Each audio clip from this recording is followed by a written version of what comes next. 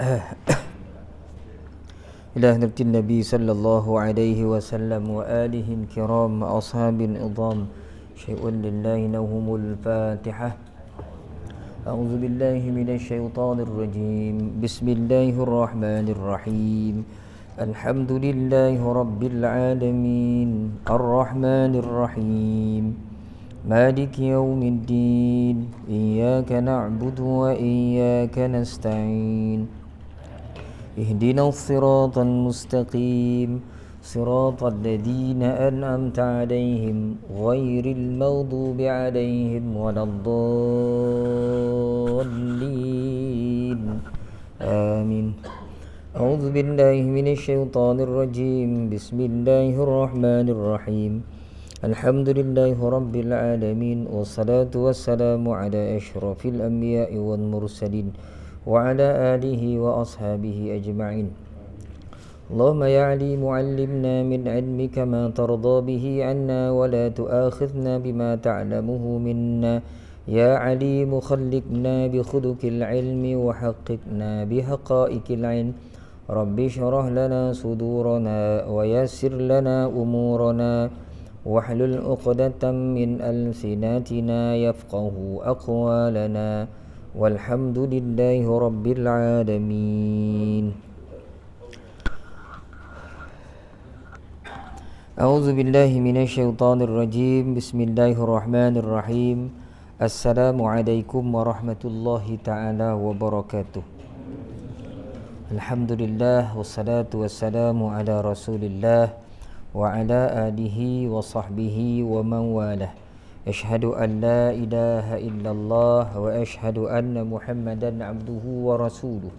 قال رب اشرح لي صدري ويسر لي أمري واحلل عقدة من لساني يفقه قولي. أما بعد. Yang berusaha pengurusi surau beserta dengan ahli jawatan kuasanya, ashabul fadilah, tuan-tuan guru, tuan-tuan imam, ketua-ketua masyarakat, tuan-tuan haji, puan-puan hajah, tuan-tuan, puan-puan, hadirin, hadiran yang dirahmati Allah Subhanahu wa taala sekalian. Alhamdulillah tuan-tuan dan puan-puan, kita dapat solat maghrib secara berjamaah. Kita dapat sama-sama wirid, sama-sama berdoa.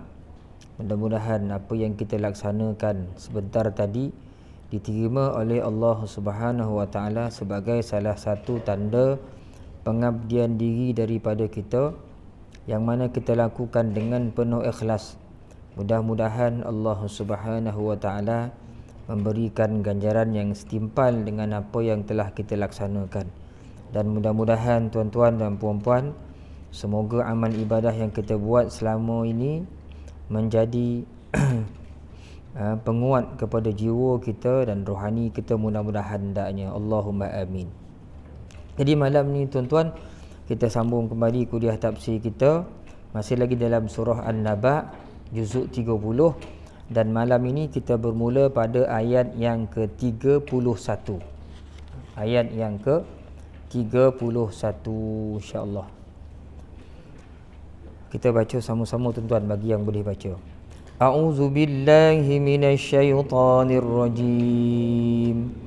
Bismillahirrahmanirrahim. Inna lil muttaqina mafaza hadaiqa wa a'naba wa kawa'iba atraba wa ka'san dihaqa la yasma'una fiha lagwan wala kidzaba jazaa'an min rabbika 'ata'an hisaba. Rabbis samawati wal ardi wa ma bainahuma ar-rahman la yamlikuna minhu khitaba. Yawma yaqumur ruhu wal malaikatu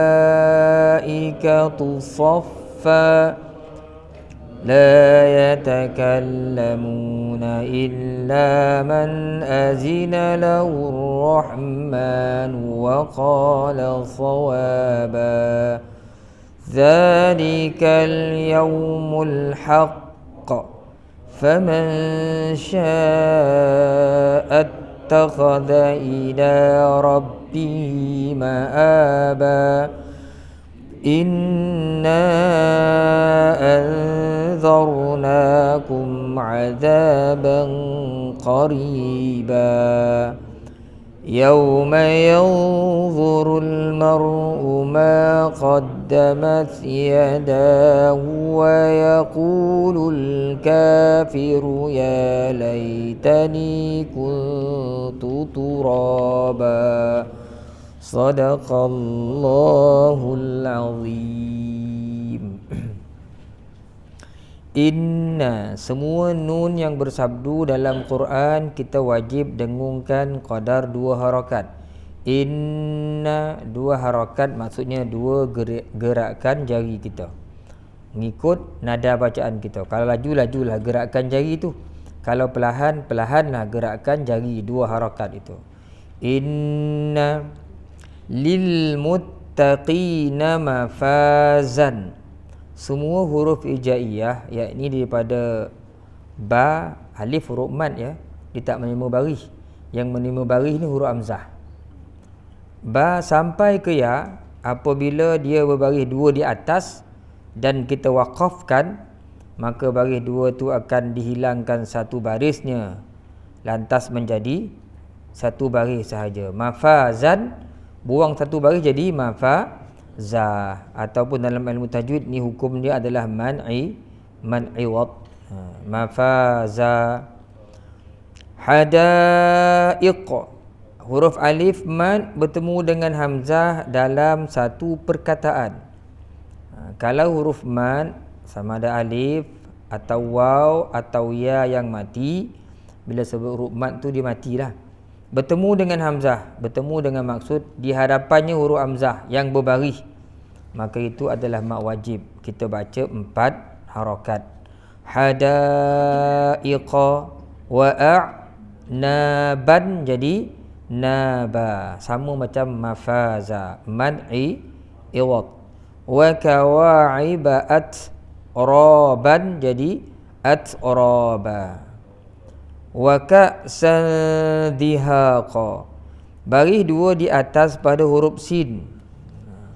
Semua baris 2 di atas atau baris 2 di bawah, apabila baris itu tidak selari, macam yang kita tengok ni, baris yang di bawah tu lebih ke kiri, baris yang di atas tu ke kanan, jadi dia tak sama, tak selari kedudukannya, itu menandakan dengung. Kalau jumpa baris macam ni tak selari, itu tandanya dengung. Jadi kalau orang dia dah mahir tajwid, tak ada masalah lah, dia tahu di sini hukumnya adalah ikhfa hakiki, maka dia akan dengungkan dengan qadar 2 harakat. Wa ka'sa, sembunyikan bunyi nun ke dalam huruf ikhfa, yakni dal. Wa ka'sa dihaqan jadi dihaqa. Maka jadilah bacaan di tuan-tuan, insya-Allah bunyinya A'udzu billahi minasyaitonir rajim. Inna lil muttaqina mafaza hadaiqa wa a'naba wa kawa'iba atraba wa ka'san dihaqa. Sadaqallahul azim. Itu dari sudut ilmu tajwid. Mari kita tengok sama-sama dari sudut tafsirannya. Innalil muttaqina mafaza, sesungguhnya orang-orang yang bertakwa mendapat kemenangan. Yang ada buku ni boleh tengok muka surat 17. Ustaz Ahmad Sunhaji menjelaskan, setelah Allah menyebutkan keadaan penduduk neraka yang malang itu, sebelum ni cerita penduduk neraka, disebutkan pula keadaan orang yang takwa, iaitu kaum mukminin yang berbakti kepada Allah dengan mentaati perintahnya semasa di dunia dahulu, mereka itu di akhirat mendapat tinggal selaku orang yang berjaya, mendapat kemenangan dengan memperoleh syurga Jannatun Naim dan terlepas dari seksa neraka Jahim. Apakah jenis syurga yang dimenangi oleh mereka? Tak lain ialah perkebunan nan indah. Okey. Dalam ayat 31 ni Allah Ta'ala sebut innalil muttaqina mafaza. Sesungguhnya orang-orang yang bertakwa mendapat kemenangan. Dalam ayat yang lain Allah Ta'ala sebut innalil apa ayat tu? Udkhulu innalil muttaqina jannatin na'im. Apa ayat tu? Udkhuluha bisalamin aminin. Wa naza'na ma fi sudurihim min ghillin ikhwanan ala sururin mutaqabilin la yamassuhum fiha nasabun wa ma hum minha bimukhrajin. Allah Ta'ala cerita orang bertakwa tu dalam syurga, kemudian Allah Ta'ala suruh dia masuk, udkhuluha bisalamin aminin, masuklah kamu dalam syurga Allah. Dan Allah Ta'ala cabut daripada penduduk syurga ni ghillin, rasa marah, dendam, sakit hati ke orang, semua tak ada. Yang ada disimpan di dalam hati mereka adalah persaudaraan, bersaudara dalam syurga tu. La yamassuhum fiha nasab, dalam syurga itu mereka tak rasa letih langsung, dan mereka sekali-kali tidak akan dikeluarkan daripada syurga itu, kata Allah. Jadi orang takwa dia akan dapat syurga. Macam mana sifat syurga tu? Hadaiqa wa a'naba. Hadaiq iaitu perkebunan dan buah anggur. Jadi orang Arab dulu kan nak pujuk hati, Allah Ta'ala turun dengan Quran, tanah yang penuh dengan padang pasir. Jadi kebun tu satu macam lambang kesenangan kat dia. Ada kebun, ada unta yang sihat, kebun yang subur.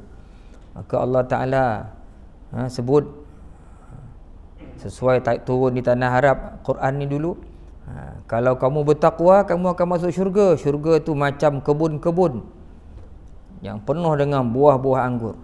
Wa a'naba wa kawa'iba atraba, dan di sana pula gadis-gadis remaja yang sebaya umurnya. Wa kawa'iba atraba. Si malih nak nyebut wa kawa'iba atraba ni. Kat sini tulis gadis-gadis remaja yang sebaya umurnya. Tapi sebenarnya makna kawaib ni bukan gadis remaja, ada makna lain, saya tak sanggup nak nyebut. Dia boleh sebut dengan orang lelaki je. Orang perempuan dia tak boleh sebut. Bahasa Arab ni, terjemahan ni dia ambil nak selamat lah. Tapi makna sebenar kawaib ni saya tak sebut saya dah.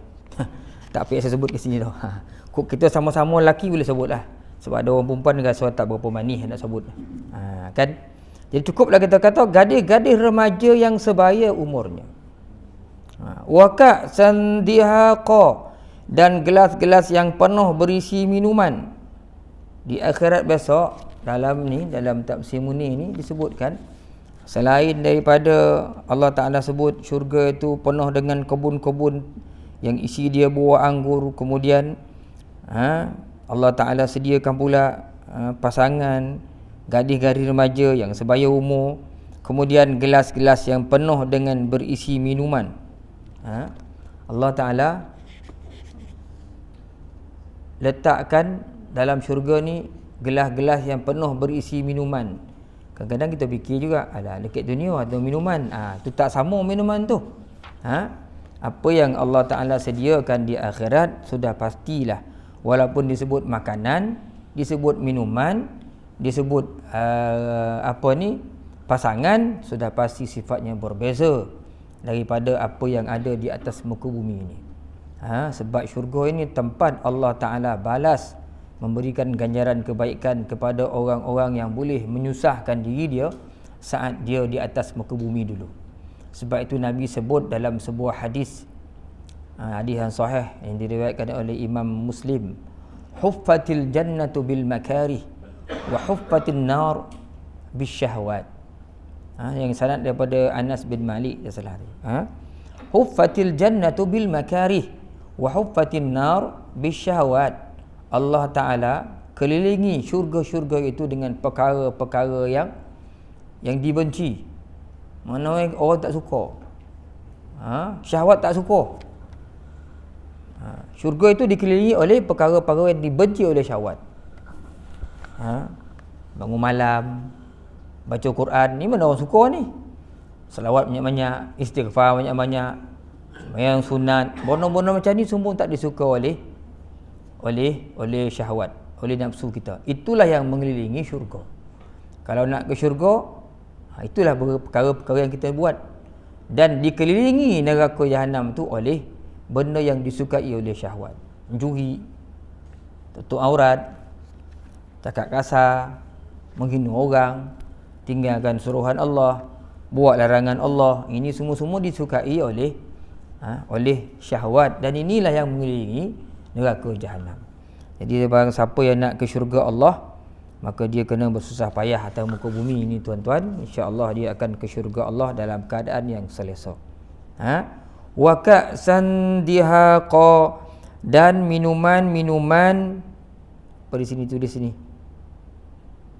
dihidangkan pula kepada mereka gelas penuh berisi minuman dari jenis khamar, arak yang jernih lagi bening warnanya. Kan dalam syurga orang diberi minum arak. Atas muka bumi tak boleh minum arak. Di akhirat Allah Ta'ala beri minum arak. Tapi arak ni tidak, la yusadda'una hanha wa la yunzifun. Kita tak jadi poning, tak jadi mabuk kerana meminum arak yang Allah Ta'ala sediakan.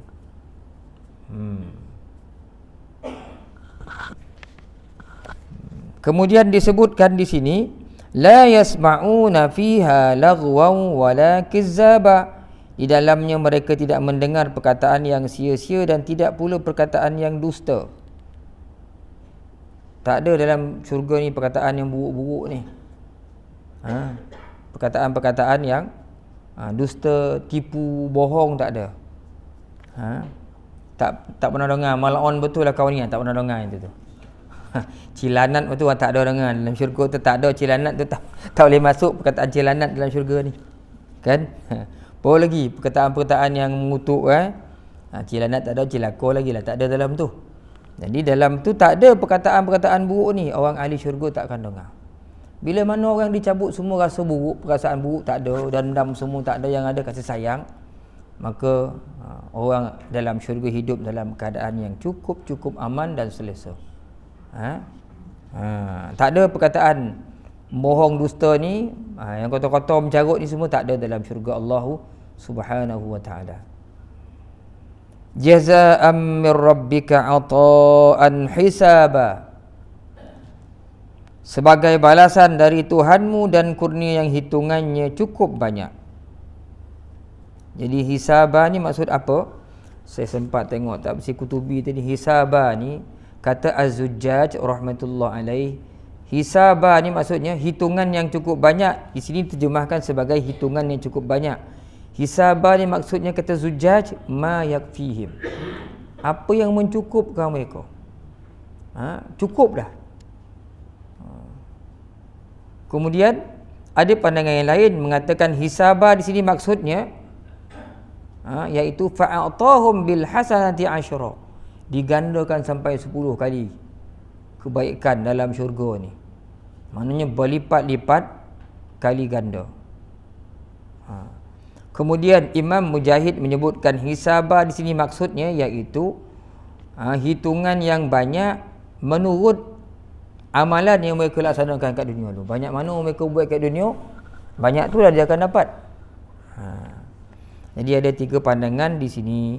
Semuanya sebagai balasan kepada orang yang boleh beramal ibadah masuk ke dunia tuan-tuan, bersusah payah. Dalam Quran sebut falyadhaku qalila wal yabku katsira. Dahlah kau menangis banyak-banyak atas muka bumi ni.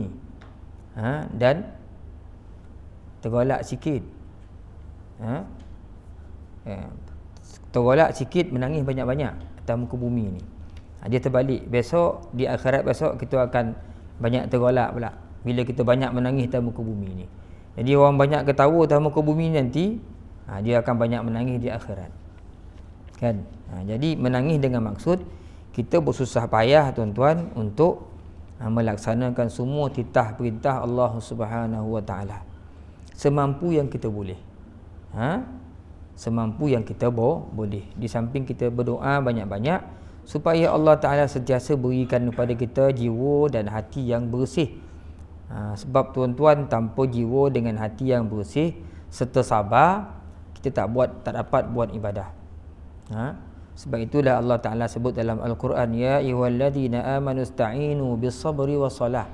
Sabar dulu baru sembahyang. Ya Allah, ya Tuhan, wahai orang-orang beriman, pohonlah, mintalah pertolongan kepada Tuhan kamu dengan sabar dan salat. Sabar dan sembahyang. Orang tak dapat sembahyang ni kalau tak sabar. Orang tak dapat buat kebaikan-kebaikan yang lain kalau tak sabar. Jadi sabar bukan saja ditimpa musibah, tapi sabar nak melaksanakan ketaatan kepada Allah itu satu perkara lain pula. Yang agak sukar kita nak buat. Musibah datang kita sabar, mungkin ramai boleh lah. Bila kita ngaji-ngaji ni. Tapi sabar nak buat ibadat, tu cukup susah. Cukup susah.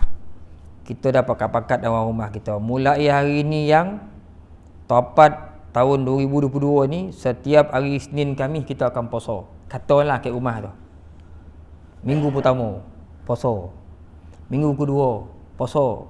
Minggu ketiga orang rumah kita, bang tak payahlah puasa, perut rasa pedih lah tadi. Kalau tak puasa dan tak puasa dah.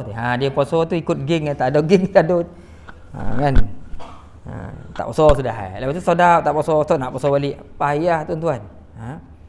Sebab kita mendiasat akal kita ni oleh syaitan. Cukup buat yang wajib je bang.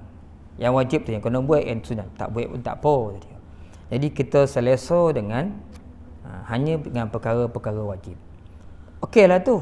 Tapi kita akan menjadi orang yang biasa-biasa aja di hadapan Allah Subhanahu Wa Taala. Kan? Orang yang biasa-biasa aja. Kerana Nabi sebut perkara-perkara sunat yang kita buat tu mendekatkan kita lagi dengan Allah Subhanahu Wa Taala, mengangkat darjat kita. Kalau tidak, kita samalah macam orang lain. Rabbis samawati wal ardi wa ma bainahuma ar-rahman la yamlikuna minhu khitaba. Baik tuan-tuan, sebelum kita pergi ayat yang ke-37 ini, kita dapat lihat tuan-tuan dan puan-puan, dalam ayat 31 sampai 34 ni, bila kita pandang-pandang betul-betul, kita nampak balasan Allah Ta'ala kepada orang-orang yang bertakwa. Apa balasannya? Satu, Allah Ta'ala sediakan, disebut orang yang bertakwa mendapat kemenangan. Apa di sini maksud ni? Seolah-olah sebagai satu lambang kepada keamanan dengan maksud satu suasana yang selesa. Mana orang buat baik ni besok di akhirat dia akan dapat suasana yang selesa. Tak diugut, tak diancam, tak takut, tak apa. Selesa. Suasana yang selesa. Kemudian hadaiq wa a'naba. Allah Ta'ala sebut ayat kedua, iaitu perkebunan dan buah anggur. Disebut kedua ni perkebunan. Syurga ni apa? Macam kebun. Sesuai seperti keperluan-keperluan orang atas muka bumi ni. Dia nakkan suasana selesa nak hidup. Kalau tak selesa, tak senang hati. Allah Ta'ala beri orang yang susah payah kata muka bumi ni selesa hidup dekat akhirat. Dia akan dapat kemenangan. Kemudian ada tempat tinggal yang cantik. Seperti mana orang atas muka bumi nak tempat tinggal yang cantik, tapi di atas dunia ni dia bersahaja, ya apa yang ada, ya sekadar yang ada. Tuhan bagi lebih, dia syukur. Tuhan bagi kurang, dia redha. Orang ni Allah Ta'ala sediakan tempat tinggal hadaik yang cantik sifat dia. Wa'a'naba, dan buah anggur. Orang di muka bumi ni nakkan makanan, seolah-olah macam perlambangan. Bukan saja tempat tinggal, suasana aman, makanan pun ada. Nab wa kawa'iba atraba. Minuman pun ada, bukan makan tak minum kan masalah juga. Minuman pun pasangan pun ada. Wa kawa'iba atraba. Tak ada orang yang tak nak berpasangan atas muka bumi ni. Kecuali orang-orang yang Tuhan pilih, ya. Ada orang-orang yang nak ibadat, dia tak nak berkahwin, ada jenis macam tu. Atau ada orang-orang yang Allah Ta'ala takdirkan dia tidak bertemu jodoh, adalah jodohnya di akhirat nanti. Atau orang yang banyak sangat jodoh dia kan, ada juga dalam bumi ni. Banyak jodoh tak habis-habis jodoh ada juga. Ada pasangan di akhirat, kawaib atroba. Macam orang mana orang kat dunia nak pasangan, kat akhirat pun Allah Ta'ala bagi pasangan. Wa ka sandihaqa, dan juga gelas-gelas berisi minuman, ada makanan, ada minuman, ada pasangan, ada tempat tinggal, apa nak lagi? Semua yang kita ada kat bumi ni kita nak, yang orang nakkan secantik yang boleh, di akhirat besok dia akan dapat. La yasma'una fiha lagwan wala kizzaba, dan dalam syurga ni mereka tak dengar perkataan yang sia-sia atau perkataan yang dusta yang menyakitkan hati. Maknanya apa? Ketenangan jiwa, tenteram. Tadi dua ni dalam ketenangan dalam hati, relax. Makna duduk dalam syurga, tempat yang indah, makanan ada, minuman ada pasangan kita, kemudian jiwa tenang, tenteram. Duduk, istilah orang ini lepak. Ya, hari ni di dunia tak boleh lepak. Kalau suami lepak, disambung dia orang rumah, mengangkang kau jauh teh. Kalau bini lepak pula, kau nak bunuh anak kau teh. Taklah kau masak-masak teh. Memang tak boleh lepak dah. Di rumah ni teruk berterabur ni, baju kau tak lipet, tak boleh lepak kan. Anak kau lepak, kau nak sombong kat mak. Kau ni dah perempuan umur 18 tahun, lipetlah baju tu, memang tak boleh lepak. Aduh, kau juga nak buat. Kat syurga tu tuan duduklah, lepaklah, tak ada orang nak marah. Tak ada orang nak marah. Memang tempat lepak tu. Jadi di dunia ni bukan tempat lepak-lepak ni. Ini tempat nak menyusahkan diri. Orang beriman dia akan fikir dunia ni tempat untuk menyusahkan diri. Ramai orang ni suka nak lepak-lepak. Lepak kedai kopi, bukan orang sini, orang tempat lain. Berjam-jam dia lepak situ. Kita jangan lepak-lepak macam tu. Sesekali boleh lah nak orang kawan, nak release tension, minum. Tapi jangan pukul 7 pagi sampai 7 malam kat situ diam. Berapa kali naik haji dah. Naik haji. Belanja tak keluar, tapi naik haji banyak kali dah situ. Tu masalah kalau macam tu kan. Sesekali boleh lah nak rapat-rapat dengan kawan kan. Nak hilang pening-pening kepala duduk rumah ya, keluar sekejap je kawan, jom kita ngete. Okeylah, ini manjang pula jadi perkara wajib pula dah. Tu masalah besar. Taklah berdosa, bi masuk gitu tu. Jadi kalau tuan-tuan nak lepak dalam keadaan yang aman, syurgalah tempatnya. Tapi ke dunia ni tak boleh lepak. Kan? Ada dalam surah dalam hadis sahih Muslim tu, apabila ahli syurga ni masuk dalam syurga, Allah Taala pun menyeru, wahai ahli syurga semua, kan? Maka orang syurga pun, penduduk syurga menyahut, ya wahai Tuhanku, kami sedia menurut apa yang kau perintahkan. Allah Taala tanya dia, kau puas tak dengan apa yang aku beri? Ahli syurga kata, masakan tak puas ya Allah, cukup dah nikmat ni. Aku akan bagi kau lagi satu nikmat yang lebih besar daripada ni. Maka aku curahkan padamu redha aku pada kamu semua, dan aku takkan pernah murka pada kamu selama-lamanya, kata Allah. Itulah nikmat yang paling besar dalam syurga Allah, iaitu Allah Ta'ala redha kepada hamba-Nya. Sebab itu Nabi ajar doa, Allahumma inni as'aluka ridhaka wal jannah. Redha tu paling besar sebesar-besar nikmat. Redha Tuhan baru jannah. Jadi akhirnya tersenyumlah ahli syurga, duduk dalam syurga Allah.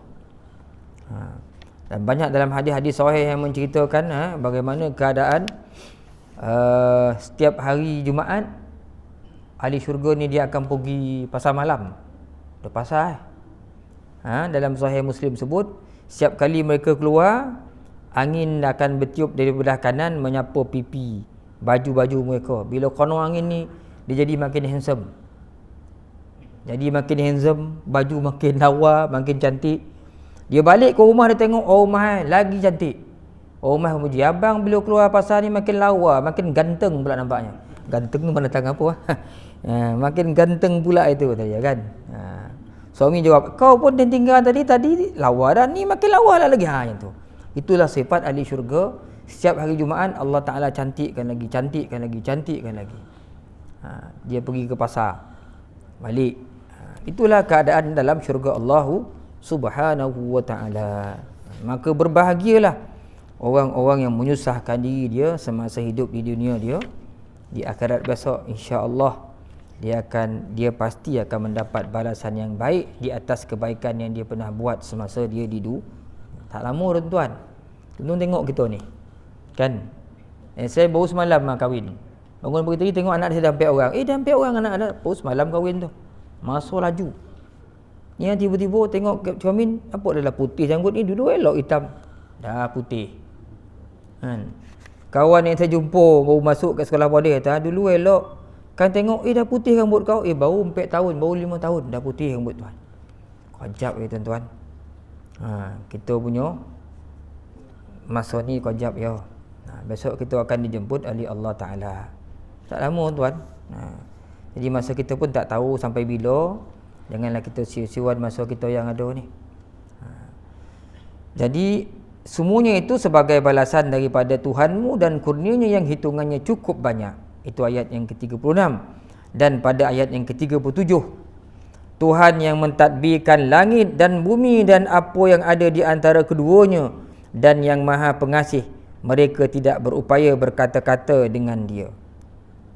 Jadi itulah kurnia dan kebaikan daripada Allah, diberikan dengan secukup-cukupnya sesuai dengan amalan mereka, kerana Tuhan itu bersifat Rahman, iaitu pengasih yang banyak rahmatnya.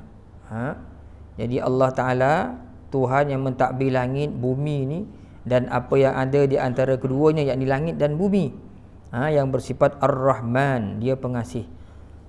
Oleh sebab Rahman Tuhan itulah, Rahman Allah itulah menyebabkan semua orang atas muka bumi ni, tak kira apa pun kedudukannya, apa pun agamanya, maka dia mendapat limpahan nikmat daripada Allah.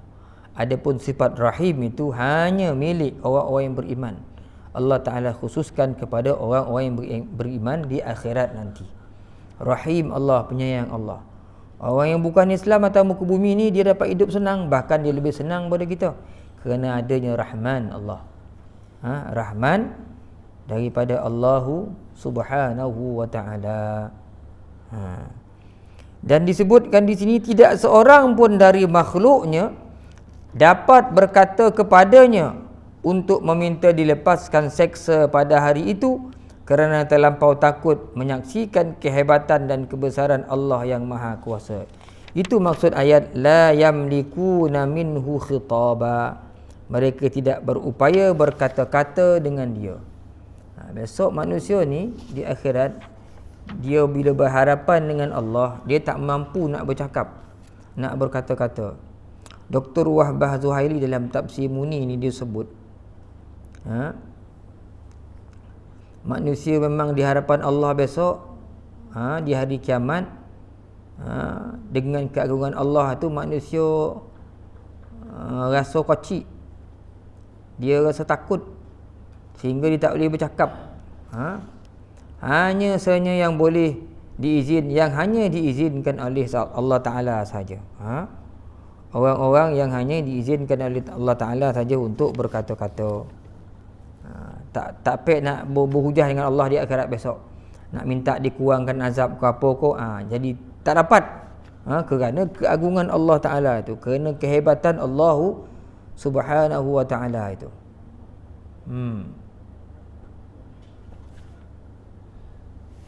Disebutkan di sini, maka tak seorang pun dapat bercakap melainkan dengan izin daripada Tuhan, daripada Allah. Pada hari akhirat semua tunduk ya. Fala yasma'una illa hamsa, surah Taha kan. Yang ada bisik-bisik macam tu je. Kan? Semua tak berani menatap Allah Subhanahu wa Ta'ala. Kan? Itu yang berlaku di hari ketika mana Allah Ta'ala menghimpunkan semua manusia. Yauma yaqumur ruhu wal malaikatu saffa. Pada hari ketika Jibril, roh ini ditafsirkan sebagai Jibril. Sebab banyak perkataan roh dalam Quran ni ditafsirkan sebagai malaikat Jibril dan para malaikat. Pada hari ketika roh yakni Jibril dan para malaikat berdiri bersaf-saf.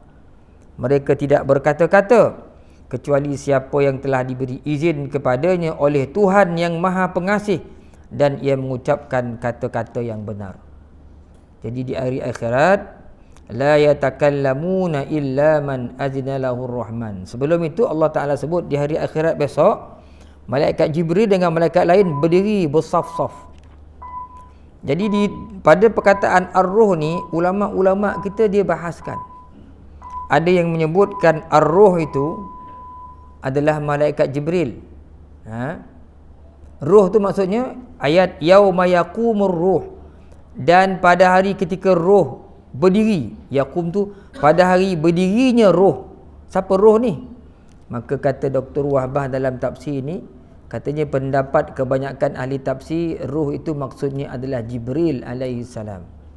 Nazala bihi ruhul amin ala qalbika litakuna minal munzirin. Kan roh. Nazala bihi ruh. Quran itu dibawa turun oleh roh. Dalam ayat ni surah apa tu? Surah Syu'ara, tak salah saya. Ujung surah Syu'ara. Nazala bihi ruhul amin ala qalbika litakuna minal munzirin. Jibril, roh, yakni Jibril menurunkan Quran itu dalam diri engkau supaya engkau menjadi orang yang boleh memberi peringatan pada orang lain. Jadi roh tu maksudnya malaikat Jibril. Itu pandangan kebanyakan ahli tafsir. Namun di sana ada pandangan yang lain, iaitu daripada Ibnu Abbas yang menyebutkan bahawa roh itu maksudnya adalah malaikat yang paling besar ukurannya. Malaikat yang paling besar, bukan Jibril, tapi satu malaikat yang besar. Dan ada saya tengok dalam tafsir Qurtubi tadi, saya lupa siapa yang nyebut Ibnu Mas'ud, tak salah saya. Dia malaikat yang besar. Perkara paling besar yang Tuhan jadikan arash. Lepas arash tak ada yang benar besar kecuali malaikat ni. Malaikat ni yang paling besar sekali. Dan dia berdiri dalam satu baris yang lain dan malaikat-malaikat yang lain. Itu disebut oleh Ibnu Mas'ud, tak salah saya. Lebih besar daripada langit dan bumi ni. Pendapat Ibnu Mas'ud. Walau bagaimanapun, ramai yang mengatakan roh di sini maksudnya Jibril alaihi salam dengan malaikat-malaikat yang lain berdiri bersaf-saf. Pada ketika itu la yatakallamun, tak ada seorang pun boleh cakap melainkan dengan izin Allah. Lebih kurang sama dengan ayat sebelum ni, la yamlikuna minhu khitaba. Tak dia boleh bercakap melainkan dengan izin daripada Allah Subhanahu wa taala. Wa qala sawaba, dan dia mengucapkan kata-kata yang sawab, yang benar. Jadi manusia, makhluk-makhluk di hadapan Allah tak boleh bercakap melainkan ada dua syarat. Pertama, yang diizinkan oleh Allah saja. Yang boleh cakap ni satu, hanya yang diizinkan oleh Allah. Syarat yang pertama. Yang kedua, dia berkata benar. Dua tu. Maka orang-orang yang diizinkan Allah, man azina lahur rahman, tak bercakap seorang pun melainkan siapa-siapa yang diizinkan oleh Allah Subhanahu wa taala dan dia memperkatakan sesuatu yang baik. Di sini disebutkan bahawasanya berkata sesuatu yang baik itu maksudnya orang yang dibenarkan bercakap tu dia hanya masa kat dunia tu dia bersyahadah mengatakan la ilaha illallah. Jadi orang-orang yang bersyahadah di dunia ni, orang-orang kemungkinan diberikan keizinan bercakap. Maksud itulah maksudnya berkata benar jika diizinkan untuk orang yang bercakap. Dan orang yang diberi syafaat untuk bercakap tu adalah orang yang berkata benar selama dekat dunia tu. Itu maksud wa qala sawaba. Dzalikal yaumul haqq. Itulah hari yang benar pasti terjadi. Faman syaa'a attakhadha ila rabbih ma'aba. Barang siapa yang menghendaki kebaikan, nescaya ia menempuh jalan kembali kepada Tuhannya. Allah Ta'ala sebut, ni hari-hari ni besok ni pasti akan berlaku. Hari di mana malaikat berdiri bersaf-saf, manusia dikumpulkan, tidak diragukan lagi hari itu pasti akan berlaku. Dan siapa yang nak jumpa Tuhan ni, barang siapa yang nakkan kebaikan, dia pasti menempuh jalan kembali kepada Tuhan. Jadi orang-orang yang nakkan kebaikan, dia akan usaha untuk cari jalan kebaikan. Kita ni tuan-tuan, Allah Ta'ala bagi kita akal kan, dan akal kita tu berfungsi dengan baik selama ni sebenarnya. Kita tahu buruk baik, semua orang tahu, tetapi kita akhirnya tak jumpa jalan itu, dan tak boleh menempuh jalan itu bukan kerana akal kita tak sihat. Akal kita sihat, tapi kerana kurangnya kekuatan iman dalam jiwa kita, maka akhirnya desakan daripada iman tu tak kuat untuk menjadikan diri kita menempuh jalan-jalan yang ditempuh oleh orang-orang dahulu, jalan-jalan kebaikan. Tahu tu, tapi sekadar kita bercakap je, bilalah nak ke masjid ni, lama dah tak pergi, tak pergi. Bilalah nak ke masjid ni, tak pergi. Bilalah nak sembahyang sunat ni, fikir tu, dah tua dah ni, tak sembahyang sunat. Bilalah nak ngaji ni, dah seminggu dah bilalah nak ngaji, tak dia ngaji. Padahal akal kita itu beri isyarat, dan kita tahu semuanya. Kita pasti apa yang kita nak buat, tapi kita tak boleh buat. Sebab apa tuan? Sebab kita sendiri yang menjadikan jiwa rohani kita lemah. Kita tak beri dia makan, kita tak beri dia minum, kita hanya beri makan jasad fizikal kita. Jasad fizikal kita, perut apa semua ni kita jaga. Muka kita bodak pergi, badan kita mandian, hawih mulut kita minum air, perut lapar kita beri dia makan, kuku panjang kita korek kuku kan, boleh semua dia jaga. Tapi yang bola dalam ni, jasad rohani kita, dia lapar, dia tak bagi makan, dia tak bagi minum, dia tak disolek, dihias, akhir dia jadi lemah. Dia tak dapat Quran, dia tak dapat istighfar, dia tak dapat selawat, tak dapat sembahyang sunat. Akhirnya lemah dalam keadaan akal kita boleh memikirkan perkara yang baik, berjalan tu sukar untuk kita tempuhi, kerana bateri kita makin lama makin lemah. Secantik mana pun jalan itu yang kita faham, kita pasti tak akan dapat ikuti bila jasad rohani kita lemah. Nampak, cantik highway, cantik kan. Bawa kereta BMW, enjin pula tak apa dah elok, tak dapat dah jalan tu dah. Lama berhenti, mandanglah lawa apa tu jalan ni, kereta tak jalan pula tadi kan. Macam itulah kita hari ni. Akal tunjuk ni, tunjuk macam-macam akal kita tunjukkan. Kita pun terfikir, syurga buat ni apa, syurga buat ni dapat ni, buat ni dapat ni. Sekadar itulah. Tak mampu kita nak gerakkan diri kita. Sebab apa? Sebab rohani kita tak berapa kuat tuan-tuan. Jadi kita kena baiki balik. Jadi ubat dia adalah zikir, baca Quran, bangun malam, bukan tengok bola kan. Bangun malam tahajud, bangun malam tengok bola, tak dapat apa-apa lah.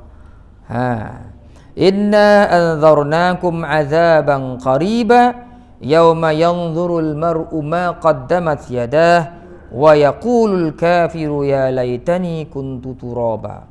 Sesungguhnya kami telah memperingatkan kepada kamu, hai orang-orang kafir, seksa yang dekat pada hari manusia melihat apa yang telah diperbuat oleh kedua tangannya, dan orang kafir berkata, alangkah baiknya sekiranya aku dahulu adalah tanah.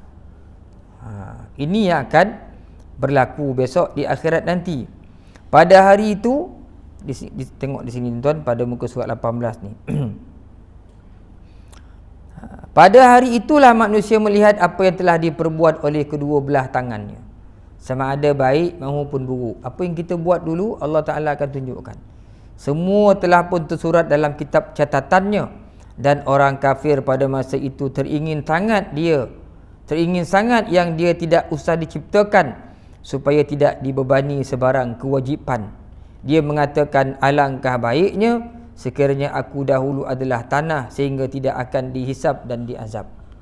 Betul ulama-ulama kita, para hukama kita ingatkan kita awal-awal lagi dengan syair-syair dia kan. Waladatka ummuka ya bani Adam bakia, kan? Ibu kamu melahirkan kamu dalam keadaan kamu menangis. Tak ada orang keluar-keluar tergolak ni kan. Kot dia tergolak, orang mati pula anak dia tergolak ni. Semua budak keluar menangis. Waladatka ummuka ya bna Adam bakiya. Melahirkan ibumu wahai anak-anak Adam dalam keadaan kamu menangis. Wan nasu haulaka yadhakuna surura. Kau menangis seorang-seorang, sedangkan manusia keliling kau semua ketawa, suka. Ada baby baru lahir, ketawa semua. Fa'mal an takuna idza bakau. Sebab itu kata hukama kita, maka hendaklah kamu beramal ibadah sebelum nanti sampai satu ketika orang-orang keliling kau yang tergolak masa kau lahir dulu, ketika tu dia menangis pula. Beramallah kamu sebelum orang yang ketawa masa kau lahir tu menangis. Wa kunta hina idin dhahikan masrura. Mereka menangis, tapi ketika itu kamu ketawa pula. Dulu kau lahir, kau menangis, orang tergolak. Beramallah kata para hukama kita, sebelum nanti orang yang tergolak tu semua menangis. Hari apa? Hari kamu mati nanti. Tetapi walaupun mereka itu menangis, kamu ketika itu ketawa. Dhahikan masrura. Ketawa suka sebab dapat kembali bertemu Allah Subhanahu Wa Taala. Dengan maksud kita dah bersedia untuk menghadapi sebuah kematian. Kan bila Allah Taala jemput, senyum ni kita pergi. Taklah kita rasa gundah kerana takutlah sebab terpandang diri kita pandang anak-anak kita, pandang isteri kita, pandang saudara mara kita, semampu kita buat, kita boleh buat, kita buat. Tanggungjawab kita dah laksanakan. Maka orang macam ni nanti dia kembali kepada Allah dalam keadaan dia selesa, senyum, gembira. Itu disebut oleh para hukama kita. Ingatan dia. Kena ingat tuan-tuan sebelum sampai nanti hari-hari kematian kita, takut-takut nanti kita disambut oleh malaikat ketika mana dicabut roh kita, diangkat ke langit, tak dibuka pula pintu langit. Lantas dilontar ke bawah balik. Kita dilontar ke bawah balik. Kalau mati-mati kita besok, malaikat datang, ambil ruh kita, dibalut dengan kain putih, itu petanda makna yang baiklah tu. Diraikan oleh para malaikat, bertanya mereka, siapa si Fulan ni, siapa si Fulan ni, wangi botol ni. Kan dibukakan pintu langit, tanda baiklah tu. Pergi mati-mati besok, cabut roh, tak ada dengan kain hitam pula, kopam pula tu. Orang semua mengutuk, bau busuk pula. Itu petanda buruk lah kepada kehidupan akhirat kita. Jadi kata Abdullah bin Umar, pada hari kiamat bumi terbentang, segala binatang yang buas sekalipun dikumpulkan. Kemudian diadakan perbicaraan di kalangan binatang-binatang itu yang masing-masing diberi peluang menuntut bela, hingga seekor kambing menuntut bela kepada kambing yang menanduknya. Apabila selesai membalas, dikatakan kepadanya, jadilah engkau tanah. Melihat itu orang kafir pun teringin seraya berkata, alangkah baiknya sekiranya aku menjadi tanah. Ini kata Ibnu Umar. Adilnya Allah Ta'ala sampai semua besok Tuhan bicarakan. Termasuk dulu haiwan-haiwan pun yang menyayang haiwan lain pun boleh minta keadilan. Lepas tu dijadikan tanah semua-semua. Orang kafir nampak, maka orang kafir pun doa, kalau boleh jadi tanah lah, kok hidup lepas ni payah ni. Kan dia pun mohon jadi tanah. Setengah kaul mengatakan bahawa orang kafir di sini ialah iblis, kerana dia dahulu telah mencela Adam yang dijadikan daripada tanah, sedangkan dia bermegah kerana dijadikan daripada api.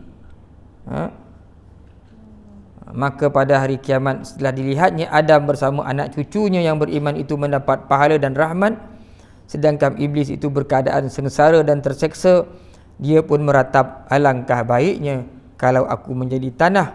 Maka tanah di bumi pun menjawab, tidak, engkau tidak layak mendapat penghormatan kalau engkau diciptakan seperti aku. Bumi pun tak nak terima iblis ni besar.